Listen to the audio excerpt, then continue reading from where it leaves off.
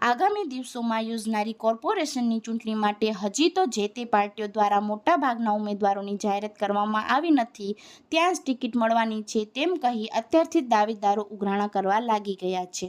Gandhinagar crime ન્યૂઝમાં આપનું હાર્દિક સ્વાગત છે. અને ઉઘરાણા પણ કેવા, અત્યારથી જ ફેક્ટરી માલિકો પાસેથી દાવેદારો ઉઘરાણા કરી રહ્યા છે.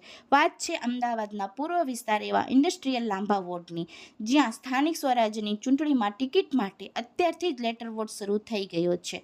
અને લેટરમાં કોંગ્રેસમાંથી ભાજપમાં આવેલા રાહુલ ભાટિયા અને સતીશ ભરવાડ નામના દાવેદારો ફેક્ટરી માલિકો પાસેથી ઉઘરાણા કરતા હોવાના આક્ષેપો થયા છે.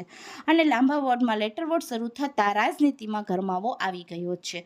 લેટરના સોશિયલ મીડિયામાં સ્ક્રીનશોટ પણ વાયરલ થઈ રહ્યા છે. લેટરમાં રાહુલ ભાટિયા અને સતીશ ભરવાડ નામના દાવેદારો સામે ગંભીર આરોપ કરવામાં આવ્યા છે, જેમાં કોંગ્રેસમાંથી ભાજપમાં આવેલા રાહુલ ભાટિયા ફેક્ટરી માલિકો પાસેથી ઉઘરાણી કરતા હોવાના સ્પષ્ટ આક્ષેપ કરવામાં આવ્યા છે.